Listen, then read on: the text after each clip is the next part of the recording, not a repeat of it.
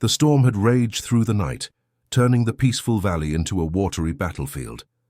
By dawn, the river had transformed into a raging monster, swallowing everything in its path. Trees that had stood for decades were uprooted like weeds, and the muddy water churned with debris and destruction. On the eastern bank, partially hidden by the morning mist, a massive silverback gorilla sat perfectly still. His name was Cato, and the sanctuary staff knew him well. At 23 years old, he was the undisputed leader of his troop, but this morning he was alone. His dark eyes were fixed on something in the water, something that didn't belong there. Margaret Hayes, 72 years old, had lived near the sanctuary for 15 years. She'd been walking her usual morning path when the weakened ground gave way beneath her feet. Now she was in the middle of the swollen river, her frail arms wrapped desperately around a piece of wooden debris. Her silver hair was plastered to her face, her lips already turning blue from the cold. Every few seconds, a wave would crash over her head, and she'd disappear beneath the brown surface only to emerge gasping and coughing. Her strength was fading fast. The log she clung to was spinning in the current, pulling her toward the deeper, faster water downstream. Cato rose to his full height, his massive chest expanding as he assessed the situation. Gorillas don't swim. Their dense muscle mass makes them sink like stones. Every instinct in his body should have told him to move away from the water, to protect himself. But something else was happening in that intelligent mind. He began to pace along the riverbank, his knuckles pressing into the mud with each step. His eyes never left Margaret. He let out a series of vocalizations, not aggressive barks, but something else entirely. They were calls of distress, urgent and repetitive. He was trying to communicate. In the distance, Dr. Sarah Chen was making her morning rounds at the sanctuary. She'd worked with gorillas for 12 years and knew their every sound. But this was different. Cato's calls were alarming, filled with an urgency she'd never heard before.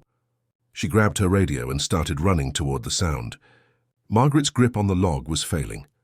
Her fingers, numb from the cold water, could barely hold on anymore.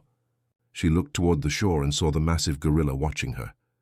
Through her fading consciousness, she felt a strange connection. This animal was trying to help her. Cato made a decision. He moved to a large fallen tree that extended partially into the water. Testing it carefully with his weight, he began to crawl out onto the trunk. His powerful arms gripped the bark as he inched forward, his body low and tense. The water splashed against the log, soaking his fur, but he didn't stop. When he reached the end of the tree, he was still 10 feet from Margaret, but closer than before. He extended one massive arm toward her, his hand open, reaching. He vocalized again, a sound that seemed almost gentle, encouraging. He was trying to guide her to him. Dr. Chen arrived at the riverbank and froze. What she was witnessing defied everything she knew about gorilla behavior. Cato was risking his life, overcoming his species' deepest fear of water, for a human in distress. She immediately called for the rescue team, but they were 20 minutes away. Margaret didn't have 20 minutes. The current was pulling Margaret past Cato's position. In a moment that seemed to happen in slow motion, her hands slipped completely off the log. She went under. Cato's reaction was instant. He let out a thunderous roar that echoed across the valley and began moving back toward the shore, faster now, more purposeful. When Margaret surfaced, gasping and flailing weakly, she drifted closer to the bank where the current had created a small eddy. Cato was there, standing in the shallows where the water barely reached his knees. He was chest deep in his worst nightmare, but he didn't retreat.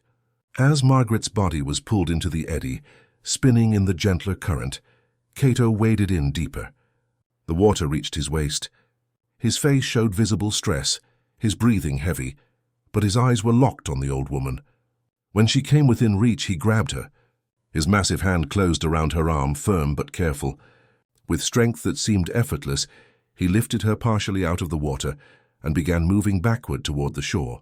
Margaret was barely conscious, her body limp, but Cato held her securely. Dr. Chen was in the water now too, wading in to help. Cato didn't show aggression toward her. Instead, as she reached them, he carefully transferred Margaret's weight, allowing the doctor to support the woman's head and shoulders. Together, human and gorilla brought Margaret Hayes to solid ground. Cato immediately retreated from the water, shaking violently, his fur heavy and dripping. He sat down hard on the muddy bank, his chest heaving. But his eyes stayed on Margaret, As Dr. Chen began emergency first aid, other staff members arrived and took over, checking vital signs and preparing to transport her. Margaret coughed up water, her eyes fluttering open. The first thing she saw was Kato, sitting just a few feet away, watching her with those intelligent, soulful eyes. She reached out a trembling hand toward him. Kato looked at the hand, tilted his head slightly, then gently touched her fingertips with one massive finger. It lasted only a second before he pulled back, but it was enough. The rescue helicopter arrived 15 minutes later. Margaret was hypothermic but alive, her vital signs stabilizing. As they loaded her onto the stretcher, she kept looking back at Kato. Tears streamed down her face, mixing with the river water still dripping from her hair. Kato watched the helicopter lift off, standing at the edge of the forest. When it disappeared over the hills, he turned and walked slowly back toward his troop, who had been watching from a safe distance. The younger gorillas approached him, touching him gently, inspecting him. He'd been gone for less than 30 minutes, but he'd crossed a boundary that few animals ever do.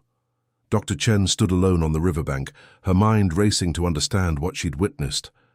In her years of studying gorilla behavior, she documented their intelligence, their compassion within their family groups, their problem-solving abilities. But this was something else entirely. Kaito had recognized another being in distress, assessed the danger, and chosen to act despite his own fear. The video footage from the sanctuary's security cameras would later be analyzed by primatologists around the world. The debate would continue for years about what motivated Kaito's behavior. Some would call it instinct. Others would argue for conscious choice and empathy. But those who were there that morning knew they'd witnessed something profound. Margaret Hayes spent 3 days in the hospital and made a full recovery. When she was released, her first request was to visit the sanctuary.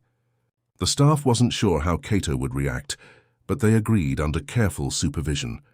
When Margaret approached Kato's enclosure, the big silverback was resting in the shade. But the moment he saw her, he stood up and moved to the barrier. There was no aggression in his posture, no display of dominance. He simply looked at her and she looked back. "Thank you," Margaret whispered, placing her palm flat against the glass. Kato moved closer, placing his massive hand against the glass from his side, matching her gesture. They stayed like that for several minutes, two beings from different worlds, connected by a moment when nature's boundaries dissolved in the face of compassion. The story spread quickly, as stories like this always do.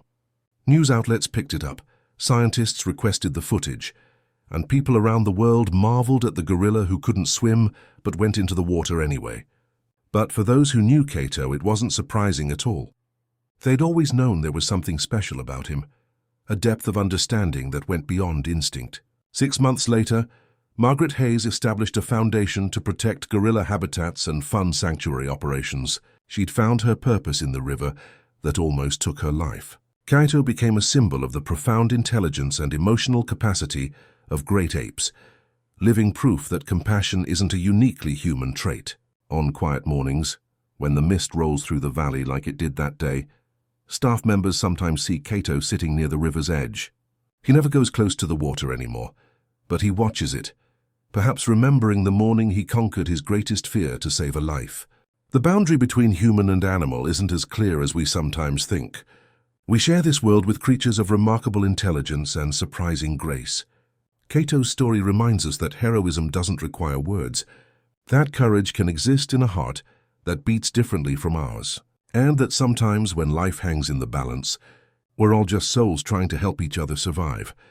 If this incredible story touched your heart, please subscribe to our channel, hit the like button and leave a comment below telling us what you think about Kaito's amazing act of heroism. Share this video with your friends and family, because stories like this remind us of the profound connections we share with the animal kingdom.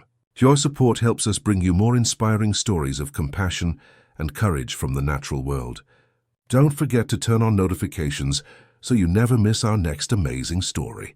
What do you think motivated Kaito to risk his life? Do you believe animals can feel empathy the way humans do? Let us know your thoughts in the comments below.